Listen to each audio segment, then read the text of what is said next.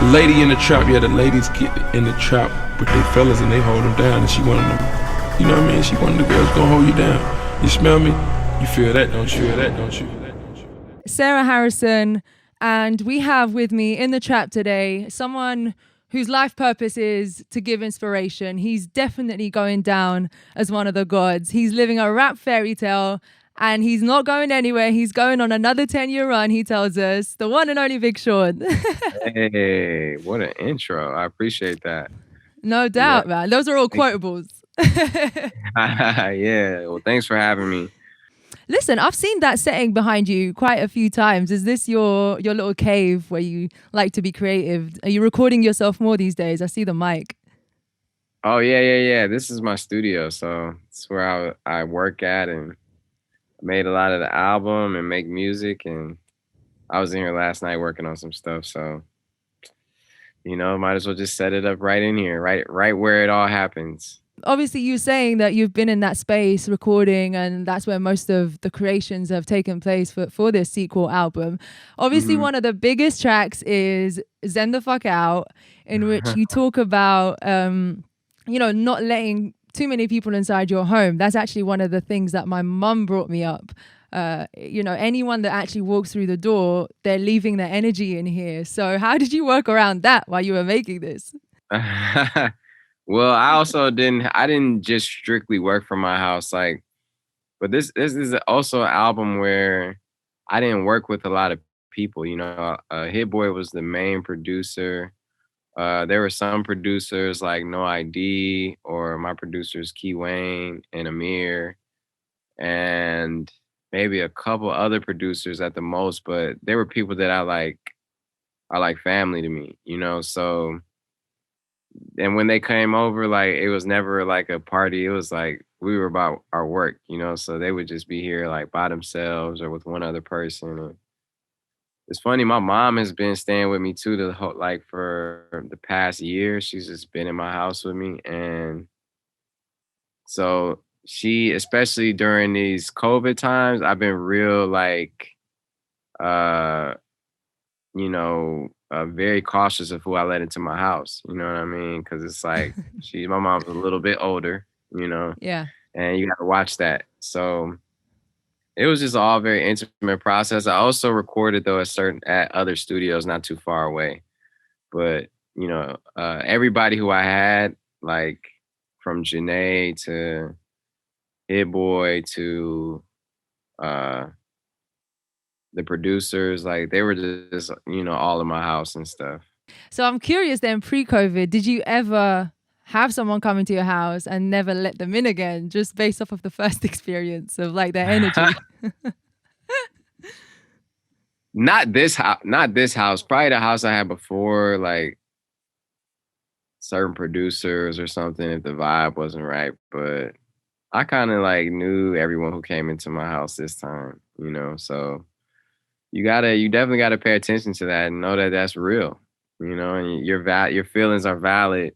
You can never discount your feelings. I'm a nice guy, so I'll always be oh, maybe I'm tripping, but you gotta listen to yourself. If you don't want nobody in your house, then that's just is what it is. Period. True. And it's quite contrasting frequencies of Zen the Fuck Out. They're not very Zen-like frequencies. Why the juxtaposition? It's crazy. How did you approach that? That's cool you even noticed that. That was the point of the song. It was I was it's a juxtaposition, and how can I make a song that I want to get hyped to, but that's still about being zenned out. And to me, that was a challenge to do. So sometimes when I have a creative challenge, I want to do it, and do it right. So that's just what it was. And I got the concept of the song when my dad came to visit me, and he walked in my house and he was like, "Man, you're just in here zen the fuck out, man. You're just a zen rapper. You're just such a zen rapper, man." And then he was like, "It ain't too many zen rappers, man, but you're one of them." And I was like, I literally went right upstairs, and the first beat that I turned on was that beat. And it was a beat folder I had from Cool Dre, and then it was that beat, and then No ID heard it and added to it, and then my homie Teddy Walton heard it and added to it as well. So, and then Travis heard it and fucked with it so much that he just was like, I'm gonna just do some ad libs to it just to like hype it up even more. So it took it up energy wise to another level, but it's still a very like zenned out song somehow. So I appreciate that. And I feel like that's a song that just can't be done again. It's like can't duplicate that or recreate that, you know? That's true. Shout out your dad. He seems to get a lot of points on this album. Yeah, for sure. And I mean, the curse of the sequel is something that projects like of any kind experience, whether it's a movie or a music album, right? And it's literally either a cop or a flop. So historically, there's been some great ones. Personally, my favorites have been The Carter 2, like Volume 2, Hard Knock Live, DS2, and even like recently Savage Mode 2, which literally just shot up on the charts. And likewise yours. So what was like knowing the successes of these and the pressures of that? What was your approach going into making the sequel? Well, I knew I couldn't. I think the biggest thing to sequels is realizing that you can't recreate the first one at all. The first one is what it is. I feel like that's the mistake people make is trying to recreate something that was like already lightning in a bottle, you know? So to me, I didn't like, I called it Detroit 2 because I wasn't trying to make it again. I was just like, as I was making it, it reminded me of the same perspective I was coming from when I made the first one. Like, I was coming from a place of like hunger, a place of like, I feel like I just rediscovered like my passion for music again. You know, I went through all the rough patches and, you know, it reminded me of the time when I was making the first Detroit, and I always knew I wanted to make Detroit 2, but I never, you know, for the past 2 albums, I wanted to make it, but I just never, it never was authentic or the time for me, but now I just felt like the time. So, you know, I feel like that's the biggest thing is you never can recreate it. You have to just make it its own special moment, its own thing. So that's what I did, you know, and I felt like it was the same mode, but just new and improved from where I was in 2012, you know? And it worked, man. It worked. You cracked it. Yeah. And I mean, you're welcome. Speaking of that infamous big break story of yours, right? Which is I actually this story came up with Taz Taylor from Internet Money, and I asked him about you know what's the worst way to approach you. Obviously, being that you know everyone wants to get on Internet Money beats. And he said, not everyone can be Big Sean, right? Which is where you just turn up because he's like, people turn up at my house, like you know, it's very But what do you actually make of that comment? Not everyone can be Big Sean. Like that's a statement. Yeah, that's cool, right? It's the rap, like I said, it's the rap fairy tale. Like it's the classic story that really I need to make a movie or something about it because it was so many feelings of, you know, it was just it was a true testament of your faith being real, you know, when something like that happens. It was like confirmation that the universe really does support you and God is really real. You know, it was that deep for me. So, you know, it's amazing. And the fact that he said that is so cool. And, you know, I can't wait to work with him either and rap on some of those beats as well. Yeah. But do you actually think that the novelty of someone auditioning to be in the music industry, to actually release records, is slowly just dissipating because of this DIY approach? So we can't really get another a Big Sean story. True. I mean, you could. It's just times have changed, I guess, of how things work, right? So even with my story, it took a couple years after I rapped for Kanye to even, you know, before things even kicked off. It was a long process just to get to an actual deal. But it was really Kanye and the people around Kanye that kept my name in his ear and was like, yo, you should really not forget about this kid, you know? So it takes a certain person and a certain visionary, but it's definitely still possible. You know, I feel like there are people who rap for me all the time and I'm sure rap for Kanye and rap for anyone they see that's, that inspires them or sings for people, So it's very, very possible. And I think it's so cool to, have that story under my belt. Maybe we'll see you continue the legacy and the lineage of it, and Big Sean size of Big Sean. That's like it just continues like a chain, right? That would be fire. Actually. Yeah, I've yet to meet somebody who is. Well, actually, I've met people who have rapped for me that have impacted me for sure. I have like one or two. Save them, keep them up your sleeve, right? Yeah. You mentioned actually the word blessings, and I really want to touch on this because you obviously had a huge hit in, I think it's 2015 with Blessings, and then the second track on this album is Lucky Me. So I feel like those two are very opposing ideology, like being blessed and being lucky. Tell me, where do you stand on the two? Like, how have you applied them to the stages of your life? Well, I've always felt like I was blessed and lucky. To me, they're two different things, but I feel like they don't go against each other because I feel like luck is when preparation meets opportunity and things are like working for you.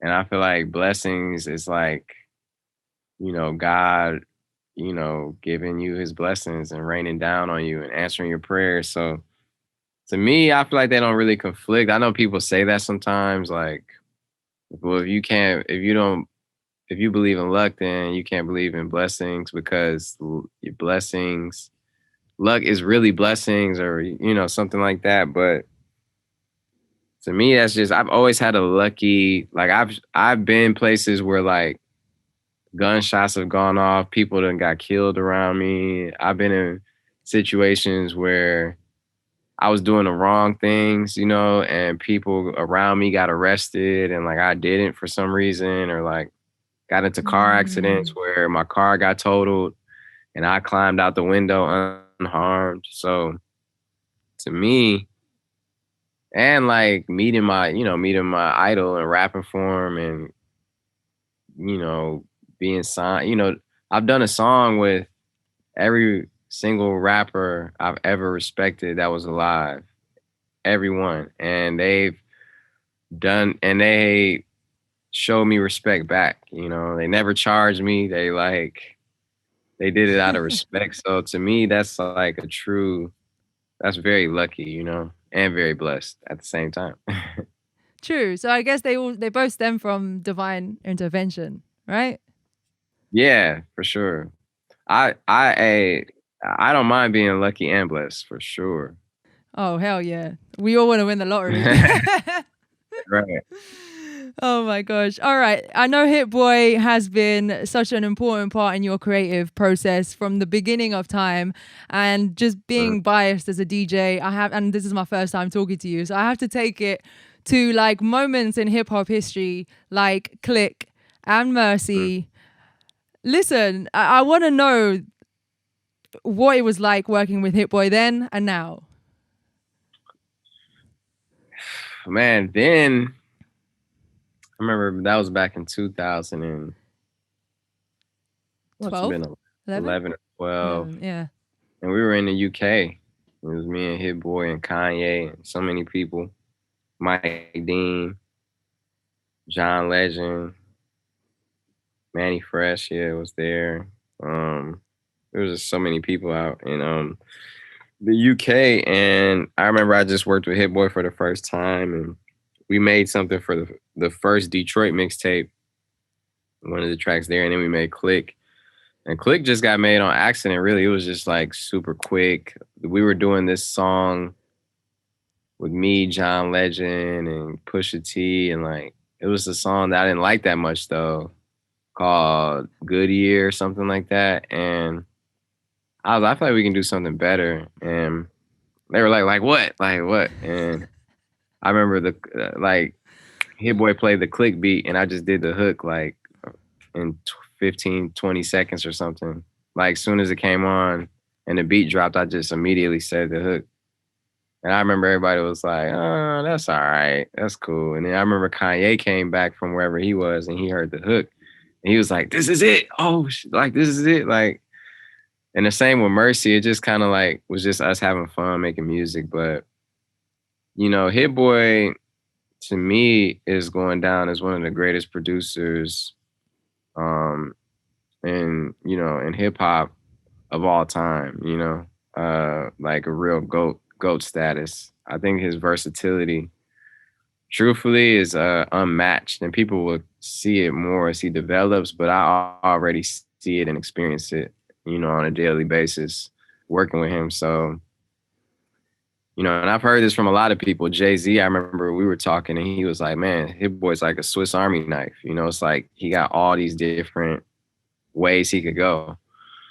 And I appreciate him because he's a real producer, so he brings a lot out of me. He doesn't just make the beat. He's not a beat maker. He's an actual producer. So yeah, there are definitely times where we don't agree on things, though, and it's like it gets a little like intense. But go on, give us one. Well, like for instance, I'm very particular. Like there are songs that if it don't feel right to me, I'm gonna like vocally express it and not just roll with it. Like so for instance on the album for like the song Body Language with me, Ty Dolla $ign and Jhene, I wrote that song like 5 times before we got to the last version. So it's like very frustrating to producers sometimes working with me because they'll be like, I like this one, So anyway, for the intro of Why Would I Stop, Hit Boy made like 4 or 5 different beats for that song because I just wasn't satisfied. And I rewrote the song like 3 or 4 times. And we ended up going back to the second beat he made, but he had made 3 or 4 other beats. So it just gets frustrating sometimes working with me, but I like to explore those options because that's how serious I take it. It's like I'm trying to really give my best and like put my best foot forward. And to me, it's do or die. I feel like my life depends on this. And I feel like it's also the opportunity to change somebody's life. So I'd rather just like not, if I'm feeling it in my heart, I got to like go there with it, But he like respects it in the end and he appreciates it. But it's definitely a tough process working with me sometimes. I can imagine. Well, not true tough, creative. Just frustrating, not tough, just frustrating. Something I really wanted to ask you is when does addressing your mental health, especially in the public eye, like it's consistently under a microscope, become enough and just too much? You're like, okay, I don't want to talk about this anymore. Or is it healthy to keep talking about it? I don't mind talking about it at all. To me, it's just health. Like, that's what I always say. Like, I know it's called mental health, but it's like, it's really just like, it's all one thing. Like, I never be like, my hand health is really good today, and or like my foot health is like spectacular today. So it's not so good today. But to me, it's like, that's what I realized. It's not separate. So that's why I realized that I got to really take care of, how I feel and tend to myself first. And, if I need to take time for myself, you need to take time because it affects every aspect of your life, Right. No, absolutely. And it comes in different shapes and sizes. Like sometimes you really can't see it. Sometimes it's, every situation is completely different. Actually, how do you advise people that are not able to detect it and diagnose it properly? How do you actually cope with that? Well, I realize that it's not about like shutting it off. It's kind of like you just got to ride with the waves of it and embrace it and realize that you're in control of your feelings and until you give something else that power over you, whether it's another person, whether it's social media, whether it's your job or a boss or your family, like you have to give someone else that power. And when you do, they have that effect over you. But I also realized that you're gonna feel all these things, you're gonna feel depressed sometimes, just like you feel happy sometimes. You're gonna feel anxiety, you're gonna feel nervousness or, and all these things. And you just have to deal with them, and realize that you're not alone and figure out what ways works best for you on how to deal with it. For me, meditation really works very well for me. Working out works out very well for me. Having fun, taking a break from whatever I'm doing and coming back to it helps out sometimes. Sometimes you can't work yourself to death. And Yeah. realize that you deserve it. One of my things is I always felt like I didn't deserve it, or, I had this psychological thing like I don't deserve to take a break, or I don't deserve to whatever the case is, but you do, because you're going to bring your best self to the table. And that's a pleasure for everybody. No, for sure. No, I definitely relate to that. And contrary to you, you just seem zen the fuck out. But like, I suffer from anxiety so badly, and it's literally Yeah. only stuff like this that keeps me keeps me sane. Yeah, I mean, we all do. So you're not alone. And Yeah. one day you'll figure out what works for you, besides that. Yeah, for real. But listen, you've normalized like holistic, and it's really something that you put at the forefront. So I want to ask your take. How do you feel actually about a COVID vaccine when it does come? A COVID vaccine, I mean, that's different, obviously, than like a flu shot or things that, I feel like for the people who need a COVID vaccine, it's important. Okay.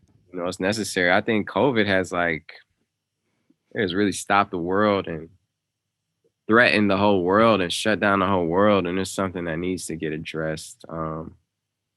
So I'm not against that at all.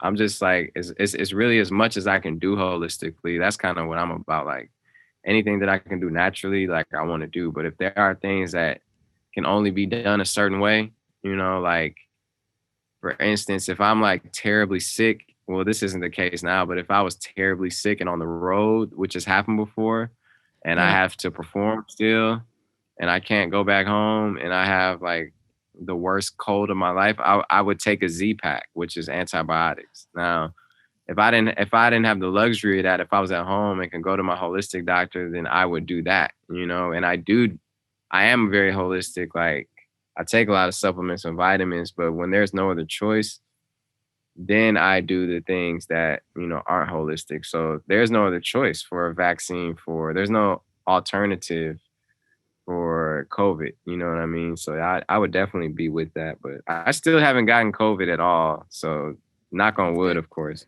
Exactly. Yeah, for real. Yeah.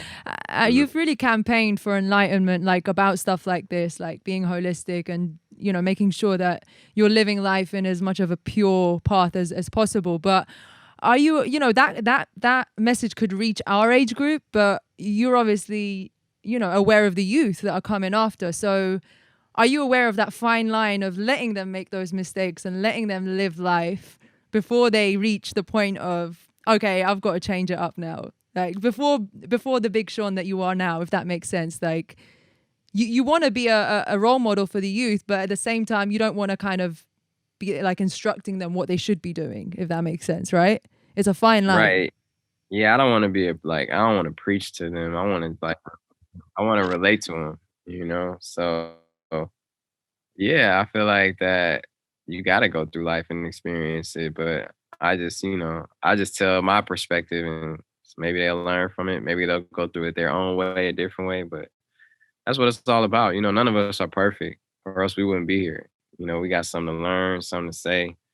But I do feel like I can help advance, my people and talk about the stuff I go through, and maybe it'll help them out. That's my only goal, really, is to just inspire. So Exactly. Wow, that's it. You brought it round full circle, and you also said you're going on another 10-year run. So yeah, to bring it to the end, what does that 10-year run look like for Big Sean? just having fun, having fun, making music that people can enjoy and live life to, and feel good, feel great about, and telling my stories in different ways. Maybe not just through music, maybe through like visuals too, or television shows or movies. Or I can't let 50 Cent get all of that, I'm glad you said that. Yeah, things like that. And just having fun. Life, if it's one thing we learned in 2020, it should be that life is so unpredictable.